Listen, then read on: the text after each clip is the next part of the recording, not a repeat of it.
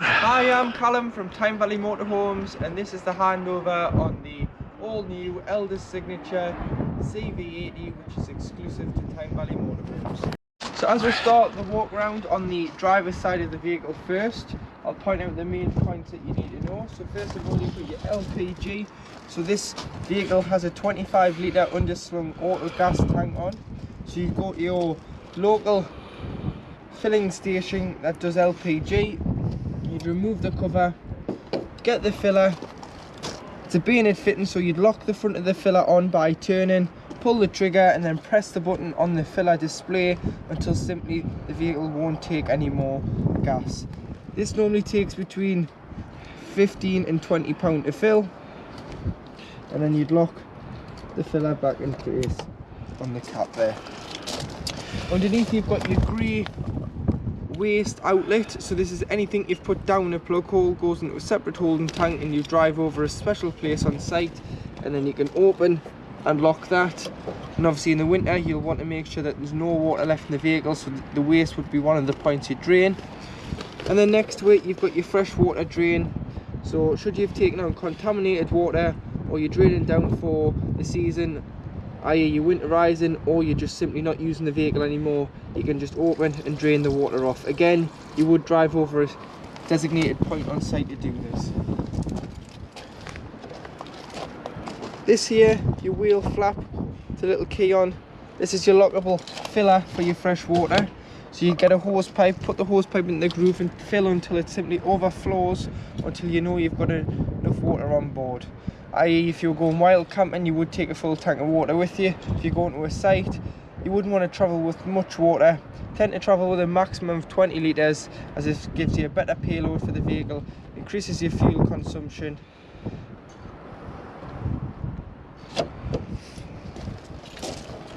Coming further back, you've got your cassette toilet. So this is the toilet door, and this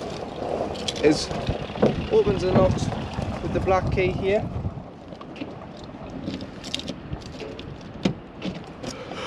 And then you've got a magnet on this one which just sticks to the side of the van. Always make sure the blade on the bottom bowl of the toilet's closed to get the cassette out, otherwise it won't come out, but I'll talk about more when I'm inside about the blade. And then you'd lift the orange handle, slide it out. You've got some wheels there, so you can drag it to the waste point instead of carrying it if it's heavy. Go to the waste disposal point, which is normally behind or beside your toilet block. Take your grey cap off, press the orange button there, and then you would dispose of your waste. There's normally a tap there, so put some water in, give it a rinse, tip out again, and then if you're using liquid foam, you do a cap full, pour it into here and put it back into the vehicle. If you're using the tablet foam, you put a pint of water into the cassette and drop a tablet down into the cassette there, and then make sure it always clicks back into place, and that's when you know it's in the vehicle properly. Here you have your external 240 socket, which is fitted, so should you want power in the awning, you can run an extension from here underneath the van and power it on the other side of the vehicle where the sliding door is. And here you've got your mains connectivity point. So the hookup, you get your hookup lead, lift the collar, slide it on there, vehicle up first, then hook your sight, and obviously do it in reverse when unhooking the vehicle, as we don't want you to walk around with a live lead. Coming around the back of the vehicle, you've got your high level brake light with built-in reverse camera.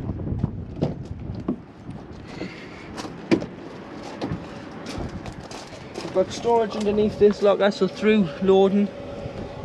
Your leisure battery is located under here, but I'll talk more about that when I'm inside the vehicle and show you where all the other bits and pieces are. But if you did want to open your doors to 90 degrees, you press this button here, side or back. There is a stopper here, so it will not hit the brake light, and you can enjoy the view that you parked up upon. Coming down the passenger side, so you've got your awning there, and you can see that the roof's up on the CV80. You've got your sliding cargo door with live screen. Got the electric step, which switches just here. just on the side of the kitchen unit. That slides out and that'll automatically retract when the engine is started, just as a safety feature.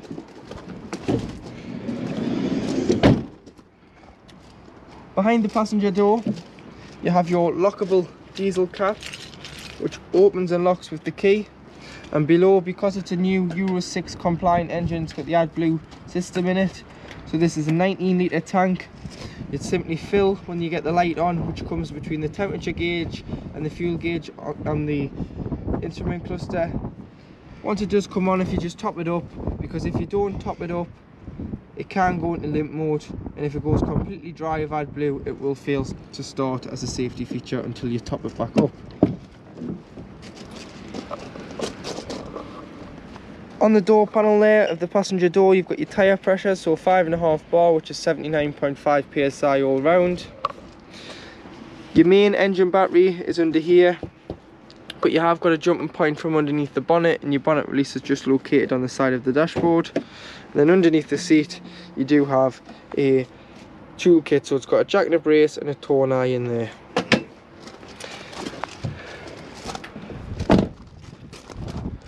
Coming round underneath the bonnet,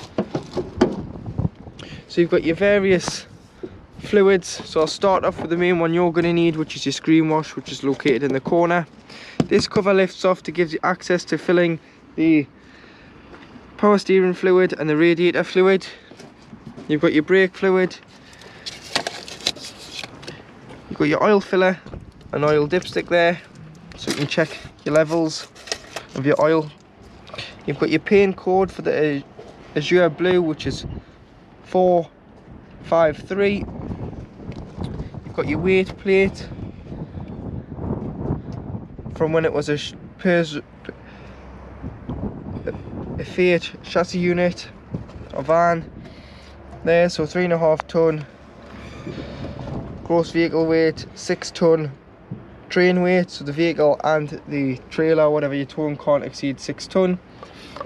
You've got an earth for a black jump lead for giving or receiving, and then just hidden underneath this cover here, so you may need the key just to push down there just to open up, or a screwdriver, you'd put your positive on there. So above the sliding door is all your controls. So first of all, this little one is your gas indicator, so you can turn that on and off, and obviously green shows the level of gas that's in your 25 litre underslung gas tank. Obviously that's full. Here is your main 12 volt control panel. So you've got your on and off button here, which will either give you 240 volt if you are hooked up and on site. If you're not, then you'll just get 12 volt off the leisure battery. You've got your pump. So this is, you turn this on to use the taps, toilet and shower. You've got all your master switch for your lights, which are all then individually switched around the vehicle. You've got your owner light, which is the light above the habitation door. And then you've got these two switches here. So first of all, you've got your fresh water reading, shown full. And you've got your leisure battery reading, which is shown full. This switch here is your master light, so it does the lights above the cabinets there. And then on here you've got your wheel heating and hot water. So this is how to heat the vehicle and to heat the water. So the water heater is a 10 litre boiler, and then you can heat on gas, electric, or mixture 1 or mixture 2, which I'll go through. So your water heater at the top there, so you've got one wiggly line, which is 1 kilowatt of power when hooked up, so just depending on the amperage the site gives you. Or you've got 2 kilowatts of power, which is 2 wiggly lines, which can be used on most sites in the UK. You've got gas on its own, which you would use if you're wild camping and weren't hooked up. You've got a mixture of 1 kilowatt of electric and gas, or a mixture of 2 kilowatts of electric and gas. You'd use 2 kilowatts of electric and gas, which is mixture 2, should you be desperate for water, or should you be desperate to heat the vehicle up. So majority of the time this is the winter. And then underneath you've got the same, so 1 wiggly line, 1 kilowatt of heating the vehicle, 2 wiggly lines, 2 kilowatts of heat in the vehicle, 3 wiggly lines, which is 3 kilowatts depending on the amperage the site gives you. You've got gas on its own should you be wild camping, or a mixture 2, which is gas, and 2 kilowatts of electric, which you'd use in the winter to heat the vehicle up far quicker. Plus and the minus is the heating. So 4 plus here is 30 degrees, in the middle is about 15, and should you ever get a warning triangle down this, or warning exclamation mark on this one down the side, you just press whatever's failed and the plus button together, press and hold, and it will go out and reset the control panel. But please do make sure that you shut this system down correctly. So you would go to off by just pressing on until all the lights went off, allow the fans to stop whirring, and then you would then hit the main power button or start the engine, and this will turn the boiler off correctly. If not, you will get the exclamation marks and have to reset the panel. So when you have the roof up and you're using the extra 2 berths in the large pop-up roof, you do have to remove the table, as one leg is shorter than the other, which is designed to go over the lip, the step. And then you do have quite a large space in the roof there, which has got windows, and then in the summer if you want to air it you can open it, and it's got like a fly screen on there. But with this kind of roof, it has got an electric latching system. So there's 2 latches on the outside of the roof which go down here onto the body, and when you press this button it latches them shut, and then open it, you would press it down. It's like a rocker switch but a dimmer switch. You press it down and you'll hear the switch being activated. It will then unlock. You've got 2 straps here which clip onto this like a seat belt system, just for an added security. And then you'd use the, you get a leg which is here, which you'd use this flat side on the front of the roof there, and you can push it up without having to use both hands. But I'll show you how to get the roof down and everything in the right order. When bringing the roof down, if you just pull on the straps, you'll then want to pull the canvas sides front in so they don't get trapped between the roof and the metal of the van. Pull it down, and then you can push it back up on the front. Put your straps on, latch them into place like so, and then if you just press here,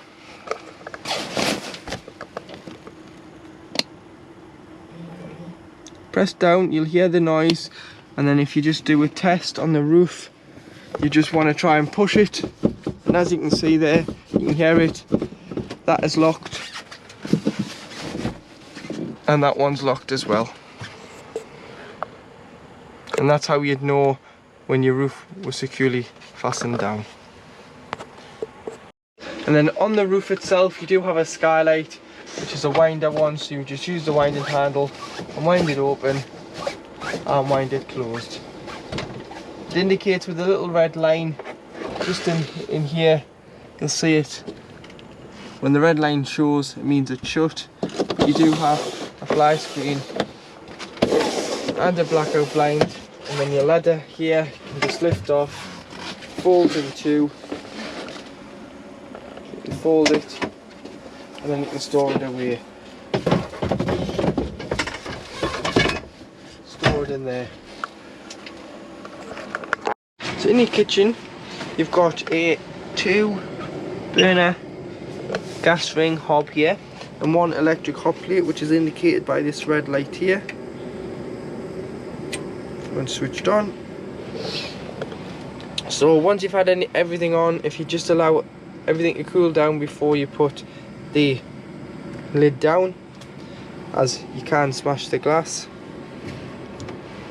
but majority of the time you would use your hot plate if you were on site, and obviously if you're wild camping you'd use your gas. Underneath you've got your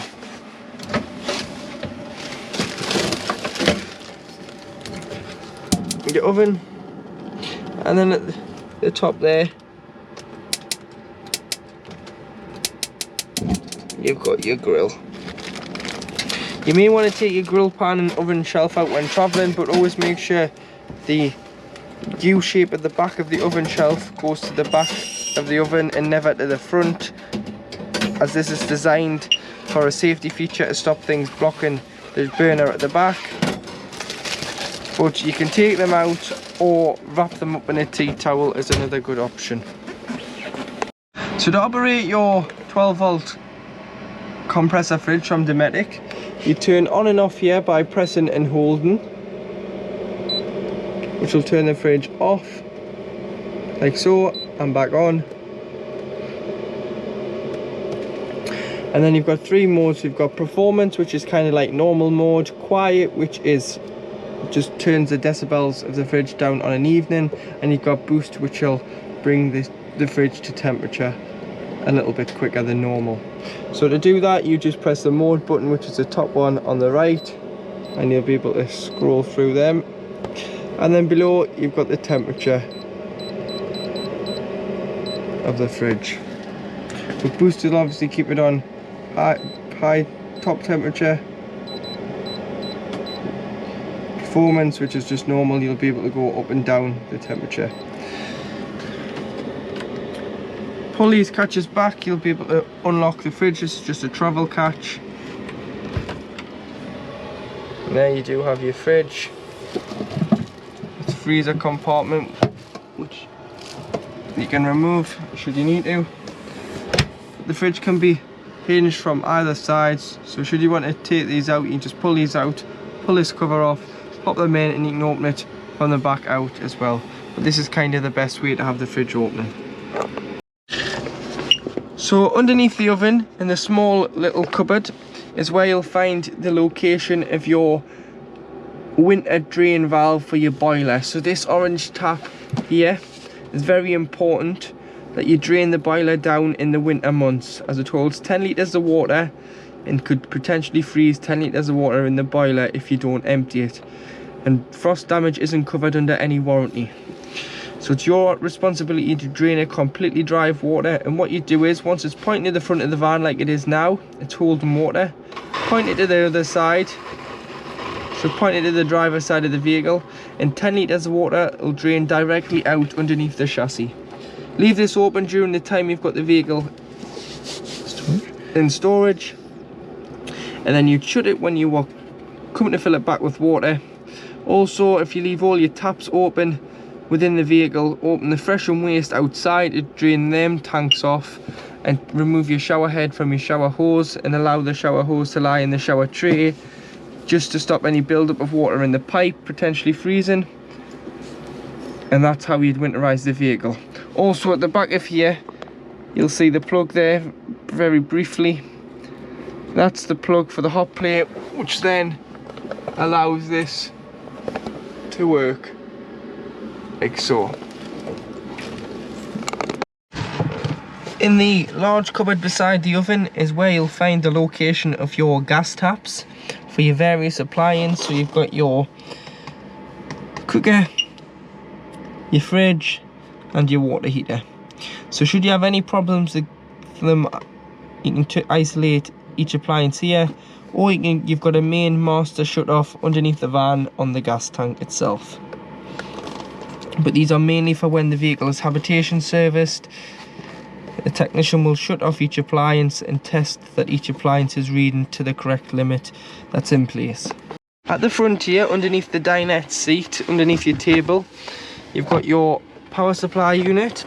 So you've got all your trips on mains electric, so if anything does trip, like your RCD in your house, you can check it. So check here before you check your main site.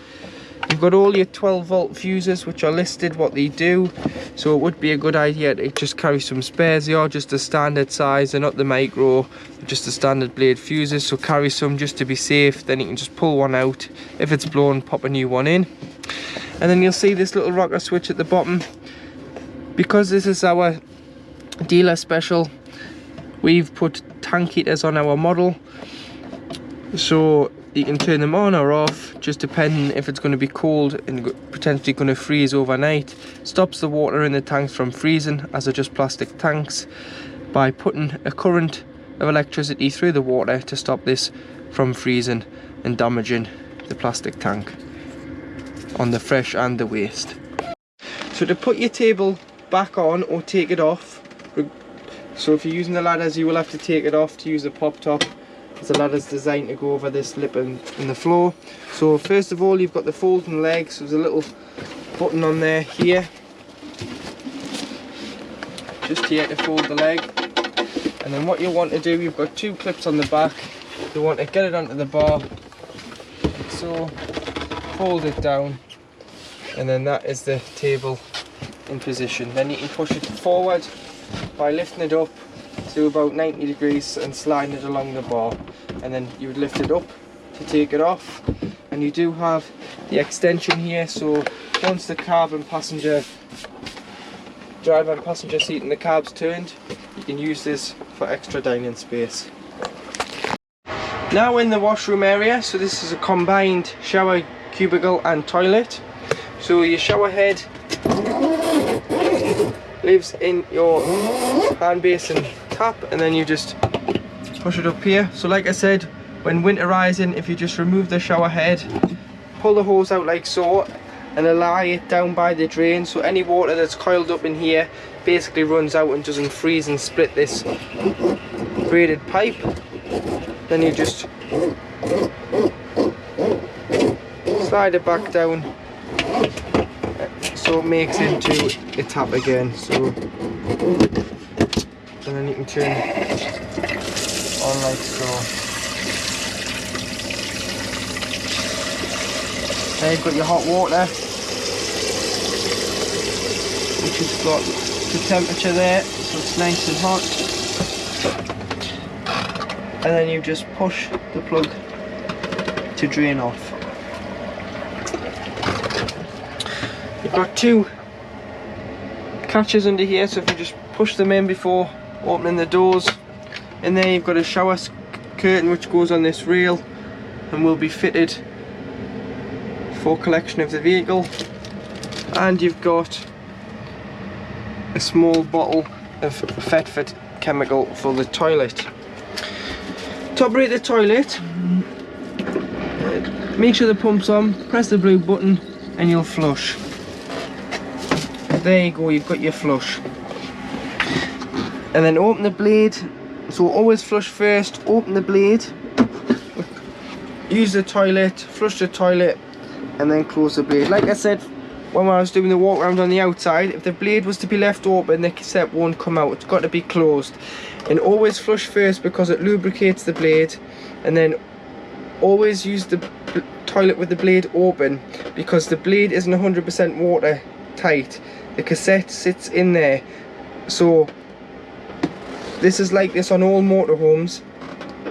Water can get around the cassette should it be filling up, so always open it and it'll drop into the cassette, because you don't want to be mopping your cassette locker out with waste or water. And then on here it will come up with a red light when the cassette is full and needs to be taken out and changed. You do have a handy toilet roll holder there and a holder there for your toothbrushes, and two hanging rails for a towel.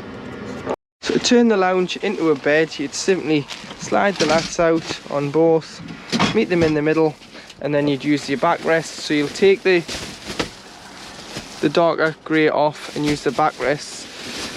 In the middle, it is quite a tight fit.